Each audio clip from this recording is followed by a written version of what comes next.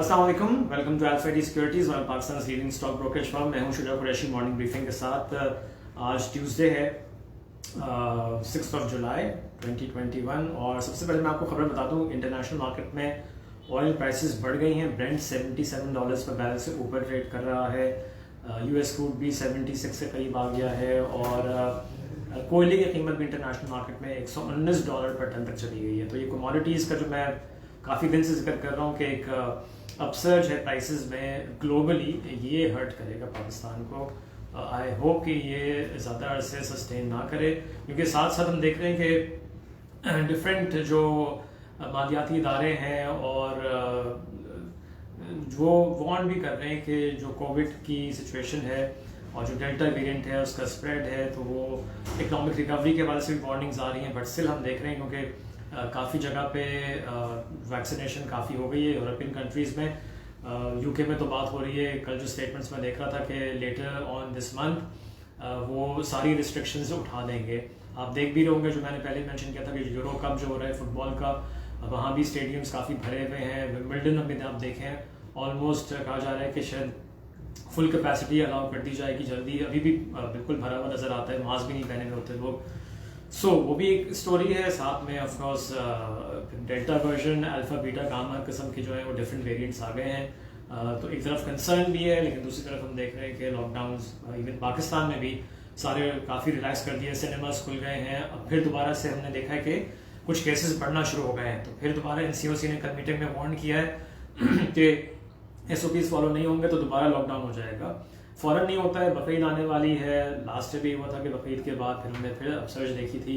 सो अभी भी things are dicey, but international market में कमोडिटी प्राइसेस जो है कोई उनमें कमी हम नहीं एक्सपेक्ट कर रहे हैं। इवन दो वार्निंग साइंस आते हैं अबाउट द ओवरऑल जो कोविड का स्प्रेड है और उसका इम्पैक्ट ऑन द इकॉनमी। अच्छा, ऑयल इसलिए भी बढ़ा है क्योंकि OPEC प्लस की मीटिंग कल हुई और फेल हो गई, कोई एग्रीमेंट रीच नहीं हुआ। UAE को एतराज़, जो मैंने पहले भी आपको बताया था कि यही हो रहा है कि वो कोटा कैलकुलेशन कह रहे हैं कि हमारा भी सऊदी अरब जैसा होना चाहिए। तो वो मुझे नहीं पता उसकी डिटेल्स क्या हैं, क्या उसमें कॉम्प्लिकेशंस हैं, बट बिकॉज ऑफ दैट उन्होंने जो है फ़िलहाल कुछ डिसीजन नहीं लिया है ऑन इंक्रीजिंग प्रोडक्शन। ये बताते चलें कि पिछले 2 महीने के दौरान already 2 million barrels per day production बढ़ी है, लेकिन चूँकि आगे जाके डिमांड बढ़ती हुई नज़र आ रही है, तो उसको मैच करने के लिए ज़रूरी था कि मज़ीद अगस्त से प्रोडक्शन बढ़ाई जाए, जिस पे ऑफकोर्स डिसीजन नहीं हुआ है। और जब हम देख रहे हैं कि इंटरनेशनल मार्केट में ऑयल प्राइस ऊपर चली गई है। ओके, सो ये कुछ खबरें थी। बाकी अब हम जो लोकल खबरें हैं उसकी तरफ आते हैं। वहाँ पे हम देख रहे हैं कि अच्छा, ये मैं जो मालियाती इदारों की बात करता हूँ, ये ADB ने बोला है, एशियन डेवलपमेंट बैंक ने कहा है कि अभी भी COVID-19 जो है वो it poses economic challenges to many countries.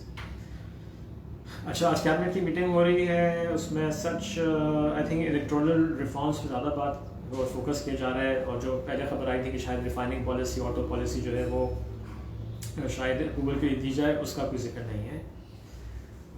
अच्छा, RLNG जो सप्लाई डिस्ट्रप्ट हुई थी वो अब जो है 100% रिस्टोर हो गई है, तो ये एक पॉजिटिव खबर है।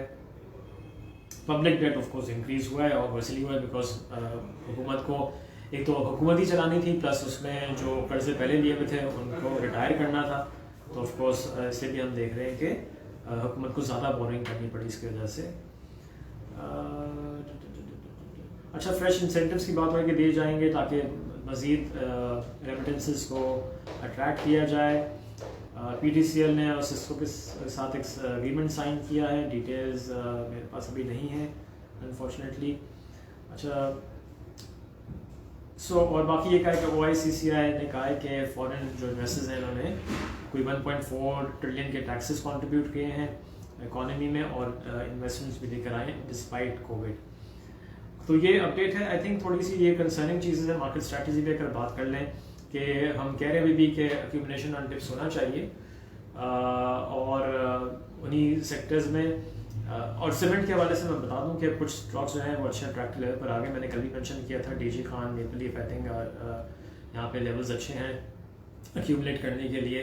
इसके अलावा जो सीमेंट की प्राइसेस के वाले से मैंने बात की थी पिछले हफ्ते, अब वो कहा जा रहा है, हमने देखा भी है कि मैंने भी बताया आपको कोयले की कीमत और बढ़ गई इंटरनेशनल मार्केट में, तो इस हफ्ते कहा जा रहा है कि फॉर्मल अनाउंसमेंट हो जाएगा और तकरीबन 15 रुपये फी बैग तो बढ़ेगा ही बढ़ेगा सीमेंट की प्राइसेस में जो इजाफा होना है। तो ये है खबरें। आई थिंक ऑयल प्राइसेस का बढ़ना थोड़ा सा कंसर्निंग चीज़ है, और फिर बाकी भी जो कमोडिटीज़ हैं सपोर्ट लेवल्स इंडेक्स में ज़्यादा दूर नहीं है, 100 पॉइंट के डिफरेंस से हैं, 47,300 फिर 200 47,000 फिर 46,900 इज़ क्रूशल, जहाँ से मार्केट पहले पलटी थी, तो वो भी क्रूशल लेवल होगा। सो डिप्स पे एक्यूमुलेट करें। आई थिंक इंटरडे बेसिस पे अगर आपको गेंस मिल भी जाते हैं तो वो आप बुक भी कर सकते हैं। बाकी फिर आई थिंक स्ट्रैटेजी यही होनी चाहिए कि थोड़ा सा ये जो वॉल्यूम्स कम है और एक अनसर्टेनिटी के फेज़ में या कंसोलिडेशन फेज़ में और रेंज बाउंड फेज़ में मार्केट है, उसी रेंज में फ़िलहाल प्ले करें। और लेकिन डिप्स पे एक्यूमुलेशन अभी भी हम कहेंगे कि बनती है। सो विद दैट मैं यहाँ पे एंड करूँगा। कोई और अपडेट होगी तो आपको ज़रूर बताएंगे, आप हमें फॉलो कर सकते हैं। जैसे कल भी वो मुझसे प्री ओपन में मिस हो गया था बिकॉज मैं यहाँ रिकॉर्डिंग कर रहा था सुनात का रिजल्ट हमने, लेकिन अपने फेसबुक पेज पे बाकी हम सोशल मीडिया पे फ़ौरन ही पोस्ट कर देते हैं, तो वहाँ आप you can still go and check. So have a nice day. इंशाल्लाह मार्केट ट्रैप में मुलाकात होगी। टेक केयर, अल्लाह हाफिज़।